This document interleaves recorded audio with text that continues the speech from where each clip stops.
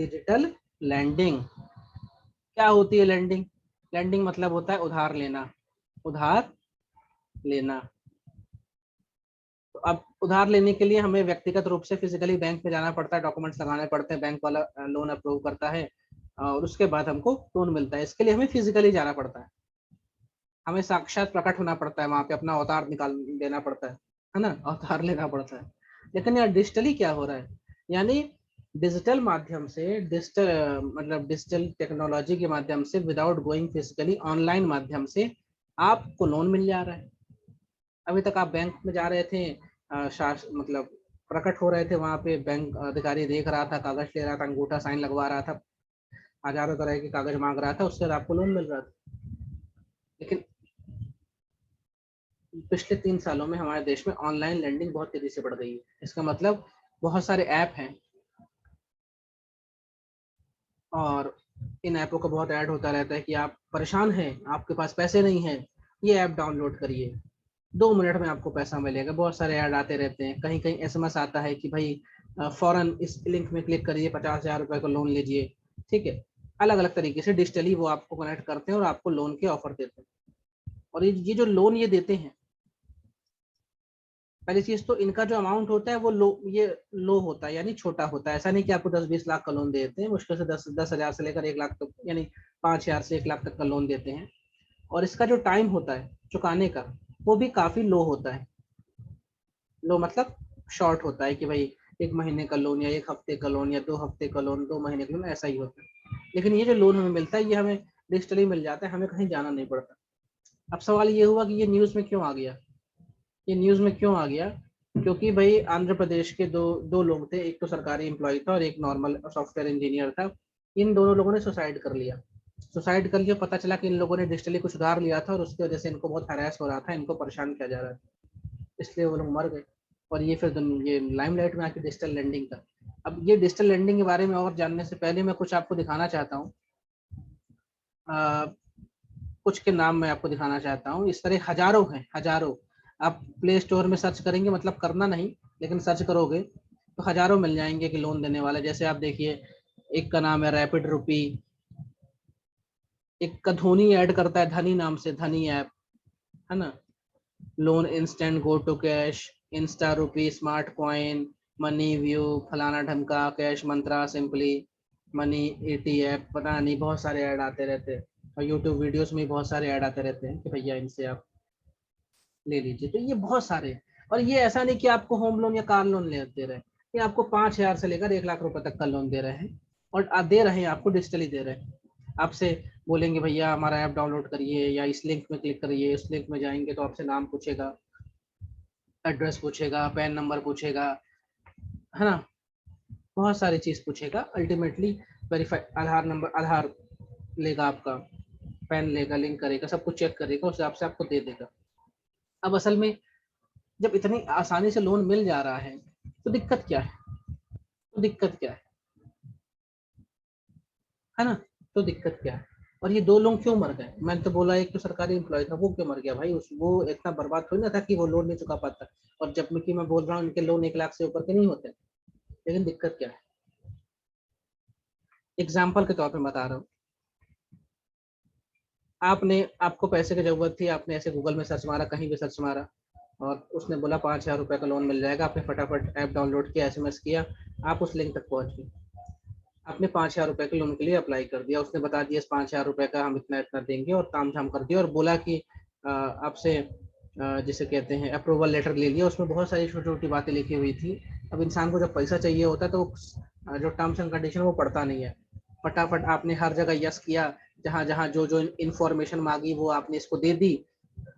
और जब आप ओके हुआ तो मालूम चला आपके खाते में 3800 रुपए ही आए। आप मांगे थे 5,000 रुपए के लिए, आपको लोन मिला था 5,000 रुपए का, आया आपके 3800 रुपए। आपने पता किया कैश मामा से कि भैया कैश मामा, या क्या किया आपने, क्यों हमें अपने भांजे को बेवकूफ बनाया आपने? तो कैश मामा ने बोला कि जो 1,200 रुपए है ना सर, ये हमारी चार्जेस है, और ये कुछ जीएसटी कट गया, ये हमारे चार्जेस हैं, ये फैसिलिटेशन चार्जेस हैं। आपने टर्म्स एंड कंडीशन नहीं पढ़ी थी क्या? उसमें लिखा हुआ था 50वें पैराग्राफ में, 100वें पैराग्राफ में। अब इंसान कहाँ पढ़ता है, ले लिया, अब उसको मिला 3800 का लोन। और लोन लिया उसने 5,000 रुपए का। अच्छा, अब ये लोन उसने 1 महीने के लिए लिया था। अब 1 महीने के भीतर अगर वो चुका नहीं पाया लोन, तो हर दिन के हिसाब से 500 रुपए या 1,000 रुपए पेनाल्टी मार रहे थे। हर दिन के हिसाब से इतनी पेनाल्टी ले रहे थे, क्योंकि ये कोई रेगुलेशन तो है नहीं। ऐसा तो है नहीं कि आरबीआई से रजिस्टर्ड है ये सब लोग, क्योंकि हम पढ़ क्या रहे हैं, हम डिजिटल लैंडिंग के बारे में पढ़ रहे हैं कि ऑनलाइन माध्यम से आपको लोन मिला।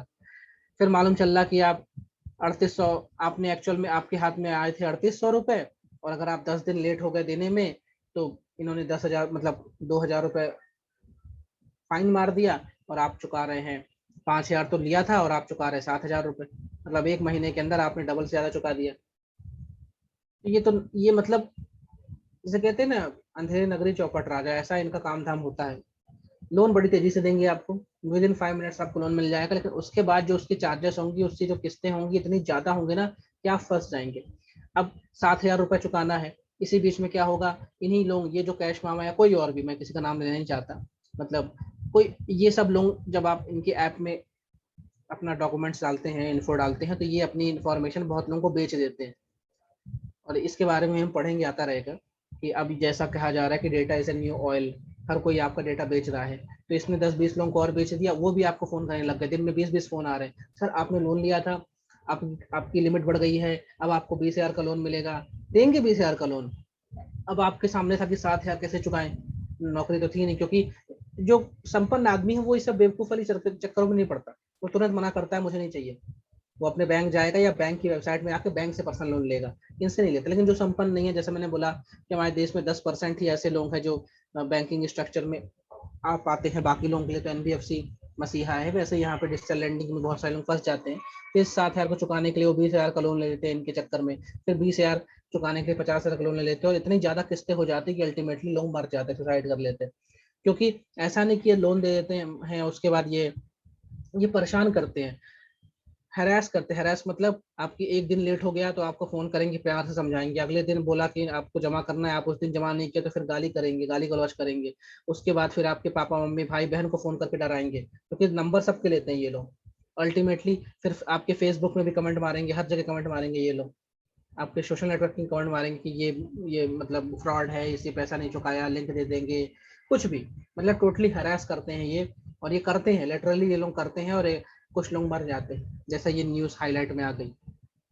तो आरबीआई ने पहले चीज तो अब क्या है, ये किसी के द्वारा रेगुलेट नहीं है, ऐसा नहीं कि इन लोगों ने आरबीआई के द्वारा जाके परमिशन ली थी और आरबीआई ने फुल लाइसेंस, ऐसा ऐसा कुछ नहीं। ये लोग ने ऐप बनाया, प्ले स्टोर में ऐप डाल दिया, हमारे आप जैसे लोग जिनके पास पैसे नहीं है, गरीब आदमी है, कोविड में नौकरी चली गई है ना, तो ये लोगों ने ले लिया, और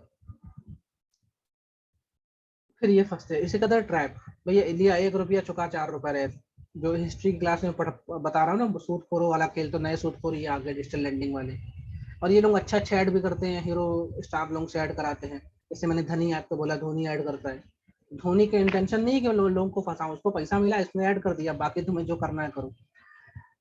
तो आप लोगों को समझ में आया डिजिटल लैंडिंग क्या है, मैंने कुछ एग्जांपल दे दिए, इन लोग काम कैसे करते हैं। जैसे एसएमएस दिया या ऐप डाउनलोड कराया, उसके बाद ये आपकी इन्फो लेते हैं। अब इन्फो में सब ले लेते हैं आपसे, नाम पता पैन नंबर आधार कार्ड जो चीज सब ले लेंगे, पापा का नंबर मम्मी का नंबर आपके घर का पता सब ले लेंगे, पड़ोसी का नंबर सब ले लेंगे। उसके इन्फो के बाद वो वेरीफाई कर लेते हैं, और वेरीफाई करने के लिए एक आधार इनेबल्ड पेमेंट सिस्टम है, मतलब जो हमारा आधार कार्ड है उसको हमने बैंक से लिंक किया हुआ, और बैंक से पता चल जाता है कि हमारे पास कितना पैसा है। ये एईपीएस सरकार ने अपने हित के लिए बनाया था, लेकिन इसका उपयोग डिजिटल लैंडिंग वाले ही बहुत करते हैं, और वेरीफाई करने के बाद ये आपको लोन दे देते हैं। लेकिन लोन मांगते हैं 10,000 का, मिलता है 8,000 रुपए खाते में, उसके बाद भी उसकी किस्तें बहुत ज्यादा होती हैं। उसकी उसकी इंटरेस्ट रेट 35% तक होते हैं, सोचिए 35% का इंटरेस्ट रेट, 35% का इंटरेस्ट, वही मंथली लगता है, ऐसा नहीं कि अर्ली लगता है, क्योंकि इनके लोन 1 तो 3 महीने के होते हैं। अब इस चक्कर में लोग बर्बाद हो रहे हैं, और कोविड-19 की वजह से इनमें बहुत ज्यादा ग्रोथ देखने को आ गई है। नए नए और कंपनियां भी खुल गई हैं, क्योंकि लोगों के पास पैसा नहीं है, और किसी को जरूरत है, किसी के बच्चे की फीस अटकी है, किसी की माँ बीमार है, किसी को अस्पताल का बिल भरना है, तो वो जाने अनजाने इनके चक्कर में फंस जाता है। और बहुत बुरी स्थिति है। जैसे हमने एनबीएफसी के बारे में देखा था, एनबीएफसी फिर भी ठीक है, कम से कम रजिस्टर्ड थे कंपनी सेक्टर में, ये कुछ रजिस्टर्ड नहीं है। और इन लोग जो प्ले स्टोर है, ऑनलाइन लैंडिंग प्लेटफॉर्म है, या मोबाइल के थ्रू, या एसएमएस के थ्रू, या व्हाट्सएप के थ्रू, टेलीग्राम के थ्रू आपको लिंक भेजते हैं बाकायदा, और फिर आप इनके जाल में फंस जाते हैं। और दिक्कत हमारे साथ ये है कि आम आदमी के साथ ये है कि उसके पास पैसे नहीं है, तो उसको जहाँ से उम्मीद दिखती है वहां से वो पैसे उठा लेता है। देखो एक चीज मैं बताना चाहता हूँ, जो मैं आपको नोट्स दे रहा हूँ इसमें जमाने भर की चीज लिखी, सब आपको नहीं पढ़ना है।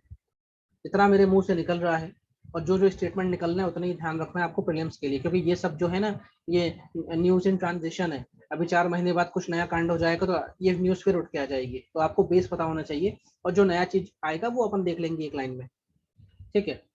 तो जैसे मैंने बोला आधार एनेबल्ड पेमेंट सिस्टम, ये आपको ध्यान रखना है कि इससे क्या होता है। जैसे अभी होता है ना, बैंक वाले बोलते हैं अपना आधार लिंक कराइए, क्योंकि आधार अगर बैंक में लिंक है, मान लीजिए, देखिए एक होता है जैम ट्रिनिटी। ये जैम ट्रिनिटी क्या है? जे फॉर जनधन वाला, जनधन जो खाता खुलाता है, ए फॉर आधार, और एम फॉर मोबाइल नंबर। और यहाँ जन की जगह आप कोई भी बैंक पकड़ लीजिए, कोई भी खाता पकड़ लीजिए। पहले आपके पास आपका मोबाइल नंबर है, वो मोबाइल नंबर आधार कार्ड से लिंक है, आधार कार्ड बैंक से लिंक है। यानी किसी को आपने आधार दे दिया, तो वो आधार की मदद से, यानी जो भी फिडुशियरी कंपनी है उनकी मदद से वो आपके बैंक को वेरीफाई कर सकती हैं, आपके खाते को वेरीफाई कर सकती हैं। आपने जो पैन कार्ड दिया है, पैन कार्ड में आधार लिंक है, आधार से मोबाइल लिंक है, इसे कहते हैं जैम ट्रिनिटी। ट्रिनिटी मतलब त्रयी, ये 3 लोगों का कॉम्बिनेशन है, इसकी वजह से हमको कोई भी एक्सेस कर सकता है। सरकार ने अपनी सुविधा के लिए जैम बनाया था। और यहाँ पे जो AEPS, आधार एनेबल्ड पेमेंट सिस्टम, इसका मतलब ये है कि सिर्फ आपके पास आधार कार्ड है तो आप अपने बैंक से ट्रांजेक्शन कर सकते हैं, आपके पास आधार कार्ड है तो अपने बैंक से पैसा भी निकाल सकते हैं। ये ग्रामीण क्षेत्रों में बहुत चलता है। और ठीक है, तो आधार एनेबल्ड पेमेंट सिस्टम, पहले वो चेक कर लेते कि भाई इस मोबाइल नंबर से कोई आधार लिंक है क्या, उस आधार से कोई बैंक खाता लिंक है क्या, और वही बैंक खाता इसने डाला है क्या, अकाउंट नंबर वही है क्या, स्टेटमेंट वही है क्या, उसके हिसाब से सब चेक करके पैन कार्ड में आधार नंबर है क्या, आधार नंबर से मोबाइल लिंक है क्या, एक तरह से सब क्लोज लिंक है, वेरीफाई करके आपको दे देते हैं पैसे। लेकिन जो पैसे देते हैं ना, इसके बाद इनके चार्जेस बहुत जाते होते हैं, और नॉन रेगुलेशन का कोई रेगुलेशन नहीं है। जनता अपने रिस्क में सब काम करती है, क्योंकि उसको पैसा मिलता नहीं है, बैंक तो पैसा देने से रहा, क्योंकि बैंक के बारे में अपन ने कल बात ही कर ली थी। और सबसे बड़ी बात, हमारे देश में जो हमारा फाइनेंशियल सर्विस इकोसिस्टम है वो बड़ा कमजोर है, बहुत कमजोर है। लोगों के पास पैसे नहीं है, लोगों को लोन नहीं मिल रहा है, तो उनको तो पैसे चाहिए ना, कोई कहीं से भी दे। और डिजिटल लैंडिंग जो है, जब अब सबके पास मोबाइल है, सबके पास इंटरनेट है, तो वो सबकी पहुंच में है। कहीं से ही मैसेज आया, क्लिक यहाँ प्ले स्टोर में डाल दो लोन, विद इन 5 मिनट्स तो हजारों ऐप निकल के आ जाएंगे, कोई ना कोई ऐप में घुसोगे, पैसा सब देंगे। लेकिन देंगे 5,000, लेंगे 10,000 रुपए। बड़ी रकम नहीं देती, 10-20 लाख दे रहे हैं, देती छोटी रकम है, लेकिन उसमें आपको फंसाए रहते हैं। ठीक है, तो एक तो इनके ऐप बड़े स्मूथ होते हैं, ज्यादा डॉक्यूमेंटेशन डॉक्यूमेंटेशन तो लिया ही नहीं ना आपसे, आपको तो घर बैठे आप अपने सोफे में बैठे, काउच में बैठे, और वहां से आपको लोन मिल गया, कितनी अच्छी बात है, आपको बैंक जाना नहीं पड़ा। इनकी रीच बहुत दूर तक है, व्हाट्सएप में, टेलीग्राम में, ऐप में, अपने यूट्यूब में ऐड आते रहते हैं, किसी कोई भी वीडियो देख रहे हैं उसमें ऐड आता रहता है, सब जमाने भर की चीज है। इनकी रीच बहुत अच्छी है, नई नई टेक्निक लाते हैं ये लोगों को अट्रैक्ट करने के लिए। ठीक है, कि भैया आपके पास लिखते आधार कार्ड है 20,000 का लोन, आधार कार्ड है 50,000 का लोन, इतना अट्रैक्टिव इन लोग ऑफर देते हैं कि इंसान ले ही लेते हैं, चलो पैसे लेके रख लेते हैं, जरूरत नहीं है तो क्या, कल को पड़ गए, बहुत से लोग ऐसे ही लेके रख लेते हैं। और क्रेडिट रिस्क मैनेजमेंट जो है, इसमें बहुत ज्यादा दिक्कत है, क्योंकि ये आपके पहले तो आपको पूरे डाटा, और कौन से डेटा ले गए, आपके बैंक स्टेटमेंट ले गए, आपके आधार कार्ड ले गए, आपका पैन कार्ड ले गए, आपका मोबाइल नंबर ले गए, आपके पापा का नाम ले गए, आपका नाम ले गए, ठीक है, सब कुछ तो ले गए आपका, ये डेटा भी बेचेंगे जमाने भर को। एक का लोन खत्म नहीं करोगे, दूसरा फोन करेगा, सर लोन की आवश्यकता है क्या, सर ले लीजिए सर, आपने कैश मामा से लिया था 5,000 रुपये, हमसे ले लीजिए सर, हम 10,000 रुपये का लोन दे देंगे। फ्रस्ट्रेट कर देंगे, परेशान कर डालेंगे आप लोगों को, है ना। और जरूरत ये है कि भैया इन लोगों के पास डेटा होता है, उसमें वो सेगमेंटेशन कर लेते हैं, मतलब छाट लेते हैं, फिल्टर लगा लेते हैं कि ये, जैसे मान लीजिए एक से आपने लोन लिया, वो डेटा उसने किसी और को बेचा, मान लो आपका डाटा 5 रुपया या 2 रुपए में किसी और को बेच दिया, उसको 2 रुपये ही मिला आपके नाम का, आपके पैन कार्ड नंबर का। फिर ये सब डेटा सेग्रीगेट कर लेते हैं कि भैया हाँ, इसकी मंथली इनकम 30,000 है, इसकी मंथली इनकम 3,000 है, उसे आपसे फिल्टर करके फिर ऑफर निकालते हैं, फिर आपको ऑफर करने देने के लिए फोन करेंगे, आपके नंबर पे व्हाट्सएप करेंगे, मैसेज करेंगे, है ना, आपके सोशल नेटवर्किंग प्रोफाइल जो है वहां पे मैसेज करेंगे, मतलब आपको फिर टारगेट करते हैं कि भैया हमने पकड़ लिया, 30,000 रुपये महीना कमाता है, 1 लाख रुपये महीना कमाता है, इसको अपन 50,000 का लोन चिपका सकते हैं, चलो अब टारगेट करेंगे। टारगेट के लिए 10 तरह के तरीके हैं, जो लड़कियां हैं मोस्टली उनसे फोन कराया जाता है, और जो भी है। उसके बाद जब टारगेट हो गया तो पोजिशनिंग कर लेते हैं, मतलब उनको टारगेट हो गया, हाँ इसका मन है लोन लेने का, या ये लोन ले सकता है, फिर उसको पोजिशनिंग करके फिक्स करके, यानी उसको लोन डिस्कस कर देंगे, और उसके बाद वो उनका कंज्यूमर बन जाएगा और वो ऐसा कंज्यूमर बन गया जिससे वो लमसम टैक्स मतलब जिसे कहते हैं इंटरेस्ट लेंगे और उसको परेशान करेंगे। मेरी आपसे सलाह है, पैसे की कमी हो तो घर में माँ बाप से, दोस्त भाइयों से ले लेना 5-10 हज़ार रुपये, इनके चक्कर में मत पड़ना, ये तो बर्बाद हो जाओगे। ठीक है। और मेंटली प्रेशर जो होगा वो अलग से। और एक बार इनके डेटा में आपका नाम चला गया ना, तो फिर वो पता नहीं किसको किसको बेच के आपको जीवन भर फोन करते रहेंगे। ठीक है, क्योंकि हमारे देश में राइट टू फॉरगेटन नहीं है, राइट टू डिलीट का ऑप्शन नहीं है कि भैया हमने किसी को डेटा दिया, वो डेटा फिर हटे आए वहां से। अब इससे दिक्कत क्या है? इससे दिक्कत ये है कि भैया अनऑथराइज डिजिटल लेंडर्स है, ये किसी से ऑथराइज ही नहीं है। मान लो मेरे पास 5 करोड़ रुपए है, मैंने एक आईटी वाले से बोला यार एक ऐप बना दो यार। किसका ऐप बनाना है? बना दो, कैश ले लो भाई, ये ऐप का नाम लिख दो, कैश ले लो भाई, ऐप बना दो, और उसमें ये फील्ड होनी चाहिए। और भैया मैंने प्ले स्टोर को पैसा दिया, गूगल को, उसने मेरा ऐप डाल लिया। फिर मैंने 2-4 यूट्यूब वीडियोस पकड़े या कुछ ऐड वोड पकड़े और मैंने उसका ऐड कर दिया। मुझे मालूम चला कि 500 लोग ने मेरे ऐप में रजिस्टर्ड किया, और सबको 5-5 हज़ार के हिसाब से 25 लाख भी नहीं होता है। मेरे पास तो 5-10 करोड़ रुपये पड़े हैं, फिर मैं देना शुरू करूंगा, फिर इनको फंसाना शुरू करूंगा। तो बहुत सारे छोटे छोटे जो धंधा करते हैं, जो आम आदमी है जिसके पास पैसे नहीं है या गरीबी में फंसा है, वही इनके शिकार या प्रे बनते हैं। प्रे मतलब शिकार। मुझको फोन करेंगे, आपको फोन करेंगे, तुरंत मना करोगे भैया नहीं चाहिए, रॉन्ग नंबर। हो सकता है उनका नंबर भी आप ब्लॉक लिस्ट में डाल दो कि अगली बार मेरे को परेशान मत करो। लेकिन आम आदमी बेचारा जो 5-10 हज़ार 20 हज़ार का कमा रहा है, उसको कोई सामने से फोन करेगी, सर आधार कार्ड है क्या? आपने बोला हाँ। सर 20 हज़ार का लोन मिलेगा 2 मिनट में, तो उसकी आंखें बड़ी हो जाती, चमक जाती, वाह यार 20 हज़ार का लोन मिल रहा है। वो आगे पीछे सोचता ही नहीं, क्या क्या किस्त है, क्या इंटरेस्ट है, उसको मतलब ही नहीं। दूसरा, इसका दुष्प्रभाव क्या है? Over indebtedness and NPA. एक आदमी पे आपने कर्जा चढ़ा दिया, वो कर्जा वो चुका नहीं पा रहा है, तो कई बार वो पैसा नहीं दे पाता है, तो वो पैसा, मान लो मैंने 5 हज़ार रुपये लिया, मैंने 5 हज़ार चुकाए भी नहीं, तो वो पैसा तो एनपीए ही हो जाएगा ना। वो पैसा एनपीए हो जाएगा, भले वो किसी भी कैश मामा का या कैश भांजा का, किसी का भी धनी का हो, लेकिन पैसा तो एनपीए बन ही रहा है। और एक आम आदमी कर्जदार भी बन रहा है, और ऐसा कर्जा लिया है उसने जो कि बहुत ज्यादा उसकी क्या है, इंटरेस्ट है। और इससे जो एनपीए मतलब नॉन परफॉर्मिंग एसेट, बेटा कल बताया था एनपीए के बारे में। और जैसे मैंने बोला हाई इंटरेस्ट रेट, 35% तक का इंटरेस्ट रेट है, वो भी पर मंथ, पर मंथ, इस साल का नहीं। और एग्रेसिव कलेक्शन मतलब अगर आपने पैसा नहीं चुकाया तो इतने फोन करेंगे आपको कि आप कंफ्यूज हो जाओगे कब फोन उठाएं कि नहीं उठाएं। उसके बाद आपका पता तो उनके पास ही है, पैसा नहीं पहुंचा तो फिर 2-4 गुंडे आने लग शुरू हो जाएंगे, जिसे कहते हैं वसूली भाई आ जाएंगे। वो परेशान करेंगे, पब्लिकली आपको बेइज्जत करेंगे, 4 लोगों के सामने बोलेंगे अरे पैसा लिया तो चुकाता नहीं है। तो जिससे क्या होता है, एक आम आदमी डिप्रेशन में जाके सुसाइड कर लेता है, जैसा कि इस वजह से करंट अफेयर्स में उठ गया। ठीक है। और यहाँ पे ना हाई हैंडेड रिकवरी मेथड, बस हैरास करना शुरू कर दिया, लड़का और लड़की उनको मतलब ही नहीं, शुरू में प्यार मोहब्बत से बात करेंगे, फिर गाली गलौज करेंगे, उसके बाद मारा पीटी भी करेंगे, पैसा चाहिए इनको। ठीक है। तो ये सब चल रहा है। डिजिटल लैंडिंग जो है वो बहुत बड़ा इशू आ गया है, लोगों के पास पैसा नहीं है, लोग तो इनके शिकार बन ही रहे हैं, और डाटा ब्रीच तो हो ही रहा है। एक बार आपने डेटा किसी को दे दिया तो उसके बाद वो डेटा पता नहीं किसको किसको बेचेंगे। डाटा प्राइवेसी का इशू है, इसको हम कैसे बचाएं? हम डिजिटल लैंडिंग इकोसिस्टम अच्छा चीज है, ये खराब नहीं है, ये खराब नहीं है, ये अच्छा चीज है ना। सबको ये ऑफर आते रहते हैं, मुझको भी आते हैं, हर किसी को आते हैं, जिसकी जैसी इनकम है, जैसा उसका बैंक बैलेंस है, वैसे ऑफर आते हैं, अच्छी चीज है। भाई पेटीएम ऑफर कर रहा है, कोई और कर रहा है, एसबीआई भी ऑफर कर रही है, अच्छी चीज है। डिनाइन लोग करे, अच्छी चीज है। लेकिन जो दाएं बाएं लोग कर रहे हैं, इसके लिए हमें क्या करना होगा? एक हमें ऐसा कॉर्पोरेशन बनाना होगा जिसका नाम है नेशनल लैंडिंग कॉर्पोरेशन, ये हम बनाए। और इसके अंदर जितने भी लोग लोन दे रहे हैं, जो भी लोन देना है काम कर रहे हैं, चाहे एनबीएफसी हो, चाहे वो इस तरह की डिजिटल लैंडिंग हो या कोई बैंक हो, उन सबको हम इसके अंदर रख दें। मतलब एक तरह से हम इनको लाइसेंस बांट दें या रेगुलेशन करें। हमें पता होना चाहिए कि धनी ने अगर इस महीने 5 लाख लोगों को लोन दिया है, तो धनी इसकी जानकारी इसको दे दे कि भैया मैंने 5 लाख लोगों को लोन दिया है, और किसी को 5 हज़ार से लेकर किसी को 1 लाख तक का लोन दिया, सब बताए। उसके बाद टेक्नोलॉजी का यूज हो रहा है, आम जनता को भी जागरूक करे कि भैया ये सब चीज से अवॉइड करें, और जरूरत पड़े तो जो जिनाइन लोग हैं उनसे ही ले, किसी भी रैंडम ऐप से आप पैसा ना ले लें। उसके बाद आर्टिफिशियल इंटेलिजेंस का उपयोग किया जाए, सरकार अपनी निगरानी बढ़ाए कि ये जो फर्जी ऐप चल रहे हैं, लोगों को हैरास कर रहे हैं, है ना, ये डेटा प्राइवेसी जो ब्रीच हो रही है, इसके लिए सरकार कुछ करे, एआई का यूज करे, मशीन लर्निंग का यूज करे, मतलब कुल मिला के सरकार अपना जो पूरा रिसोर्सेस है उसको यूज करके इन पे लगाम कसे। हम इनको बंद नहीं कर सकते, और बंद नहीं करना चाहिए भाई। ये लोग, इनके पास एक्स्ट्रा पैसा है मार्केट में, वो पैसा लोगों को दे रहे, क्या दिक्कत है?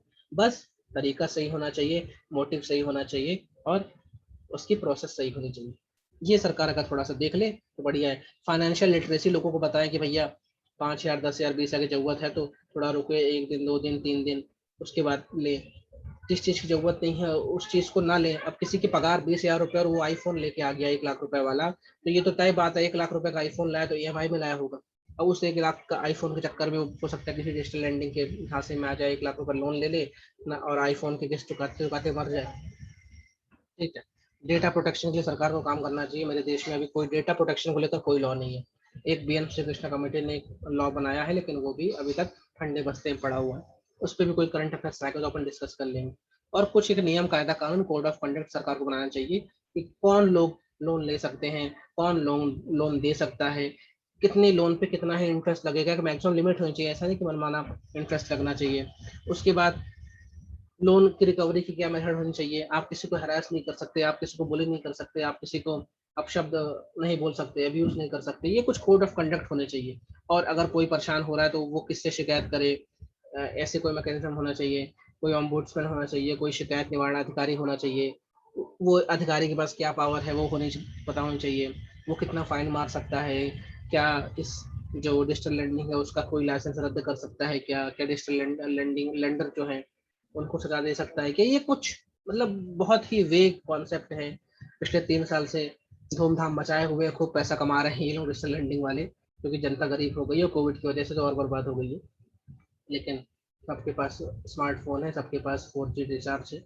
इस वजह से ये जो डिजिटल लर्निंग वाले लोग हैं ना, इनकी पहुंच हर एक लोगों के पास तक चली गई, हर लोगों के पास तक चली गई। और जाने अनजाने दिन भर में 10-20 लाख लोग, या सॉरी 10-20 हज़ार लोग तो इनसे अप्लाई कर ही लेते हैं, और कुछ ना कुछ लोग पैसा ले भी लेते हैं।